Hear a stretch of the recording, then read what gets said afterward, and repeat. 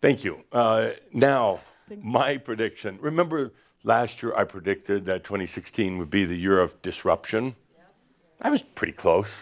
Yeah, pretty close. It was a good disruptive year. It had to happen. This year, 2017, I'm going to call the year of separation. That's a nice way of putting it. The year of things coming apart. The year of things blowing apart. The year, oh, I know, doesn't it sound awful? No, not really. Not really. It's the year of things breaking apart, breaking down, coming apart. And while it may sound terrible, and why some of the news may be terrible, it's actually kind of needed. It's kind of needed.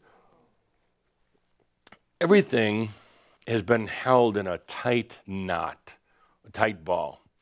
And the ball keeps getting tighter. Can you imagine? Just tighter and tighter and tighter, with anger, with suppression, with loss of hope, with frustration, with old systems that are trying incredibly hard to hold on to their old ways, whether it's religions, whether it's businesses, whether it's just old roles of masculine, feminine.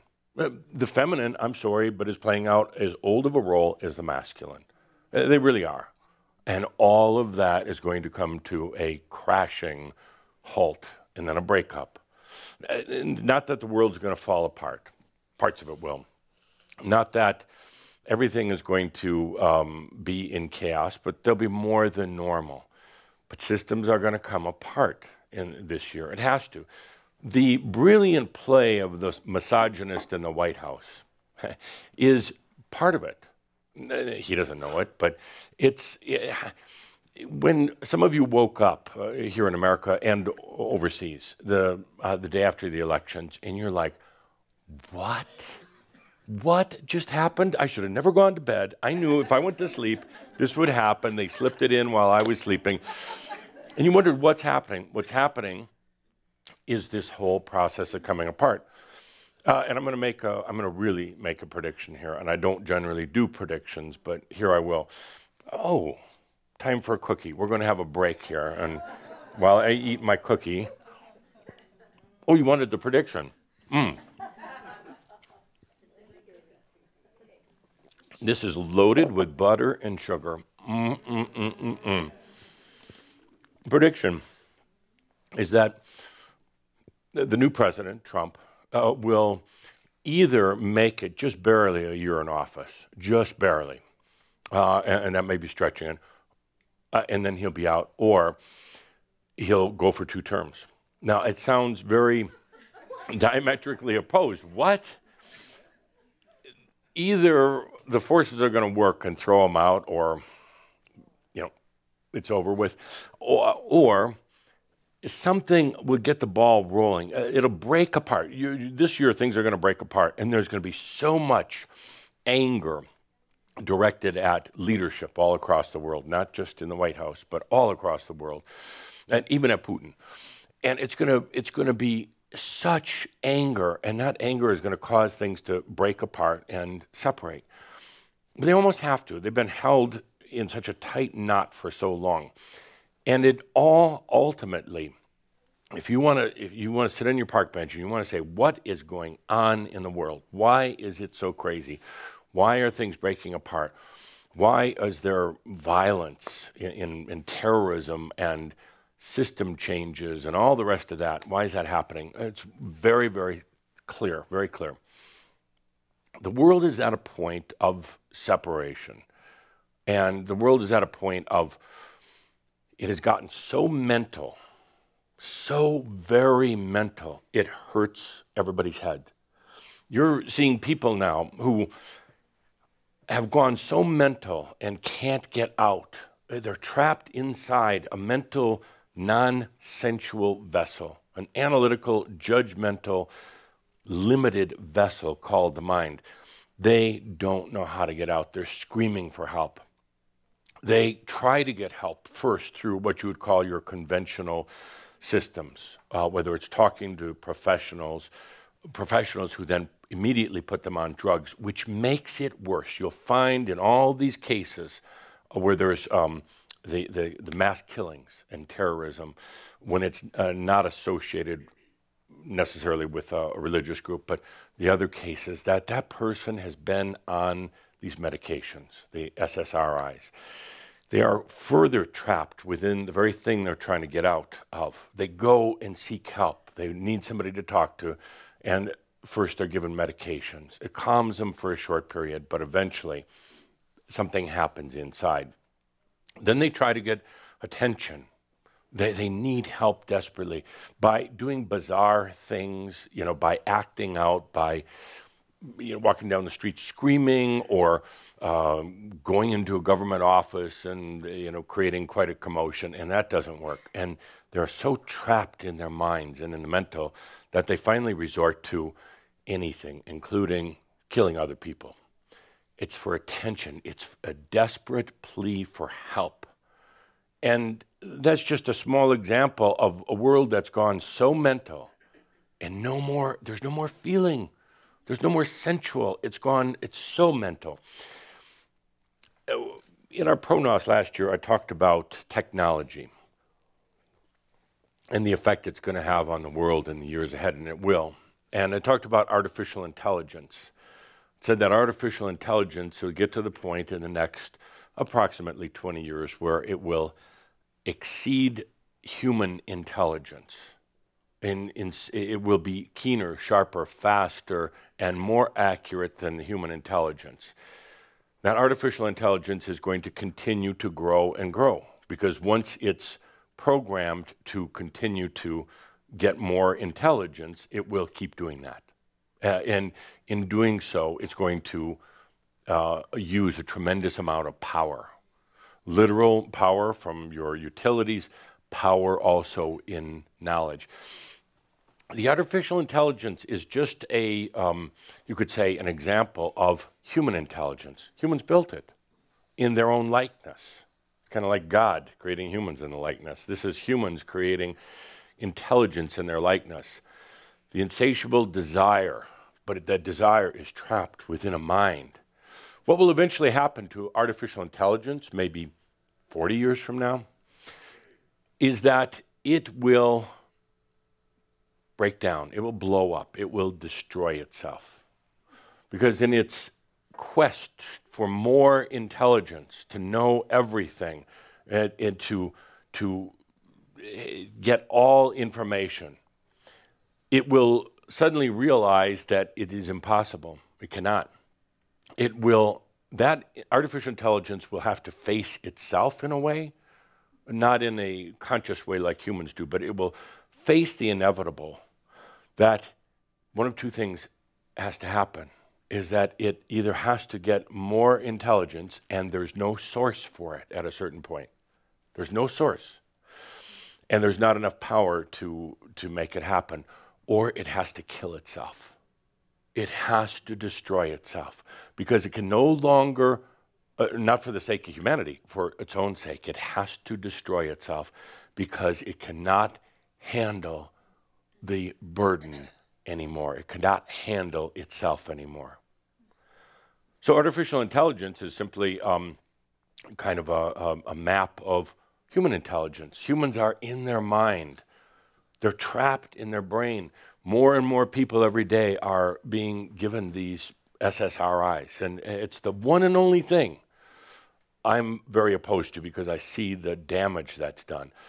Eat cheeseburgers, smoke pot, drink, do whatever you want to do, but do stay away from these medications, because they will get you more in the trap. They will get you more in the mind. And that's exactly what's happening to the world this year. I mean, it's been happening a long time. There is the realization that things are locked in the mental, and it's not really going anywhere, so things are going to start separating. They're going to start coming apart, unraveling. Not the whole world, but you'll see more and more of it. You're going to see more of these mass shootings. And it has nothing to do, I heard somebody ask the questions about gun control. It has nothing to do with that. If it's not a gun, it'll be a homemade bomb, it'll be a knife, it'll be something. Because people are desperate. Organizations are desperate. Businesses are desperate. You realize, just feel into this for a moment. Let's say there's a big international business and it's cranking out products and it's trying to develop new products and it's marketing to people, and the market is saturated. But it's programmed, this business programmed to sell more products to more people, to create new products, to sell the old products that they have, to keep on going. Nobody ever stops to say, let's just shut it down. Yeah, we did well. Everybody in the world is using phones now. We did good. Let's shut it down, because this is kind of obsessive at a certain point. Or let's not do anything new. Let's just have fun with what we're doing today. Let's not worry about profits, or, let's give everything back to communities or causes, or let's all just take a big long vacation and see what happens. But they're programmed. It's a mental programming, and it continues. It's insatiable.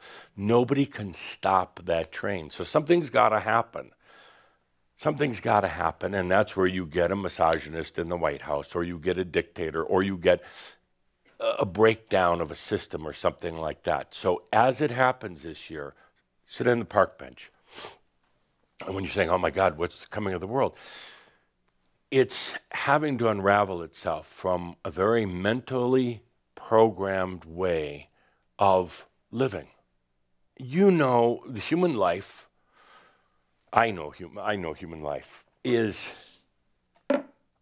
not all that fun. No, it's really not. Most people are unconscious to it. They get up in the morning, they have to make a living, they have to take care of their kids, they have to go to their job. They're rather unconscious of it. But this isn't the way it was ever designed to be. It's not the way it's supposed to be. It's not supposed to be about so many patterns, so much mental. It's not supposed to be about working your brains out, trying to think your way through every day. It is supposed to be a sensual experience. And how many people do you know are really having a good sensual experience? It's what we talked about before. It's a little circus and a little bread, a little football and a little pizza. Work, work, work all week. So Sunday afternoon, you can watch football and eat pizza and then go back to work. It's not the way it's supposed to be. But it's gotten that way because of the mental, getting locked in the mind, forgetting about sensual. There's a huge difference between a temporary pleasure and true sensuality. I mean, sensuality is feeling, and the world, the people of the world are lacking those experiences. It's been beat out of them. It's really been beat out of them. It's been hypnotized out of them. And they've gone right along with it. Right along with it. I mean, it wasn't against their will. They've been hypnotized right into a non-sensual life. And this year, you're going to see this huge separation. And that's why I started out talking about oneness. You're not going to see the kumbaya, oneness, all come together. It's a separation of ways. It's a dismantling of mental programming and mental systems so that divine beings, angels, who are now humans, everyone can eventually come back to the sensuality of life rather than the boredom. We started out with boredom. And at this core is everybody's bored. So what do they do? What do you do when you're bored? You act out. You act out. You create some sort of drama in your life. You do crazy things like cutting yourself. Not you, but humans. Why would a human do that? Because they're bored. Why would they do the things they do? Why would they create constant drama in their life? They're bored shitless. They're bored out of their minds. Well, actually, they're bored into their mind. They're absolutely bored. That was a very good opening comment. The world is bored, and therefore is going to do something to unbore themselves. There'll be drama. There'll be breaking apart of things. There'll be a lot of things in the news. And, you know, coming to the point where I think you're starting to realize the world isn't really yours anymore. I mean, you're of it. You've been an important part in making it what it is, but you're going to feel the separation also. Let's take a good deep breath with that. Is there good news? Linda's whispering off stage left. Is there good news? There was good news. That was it. That was it. That's the good news. That's the good news. Well,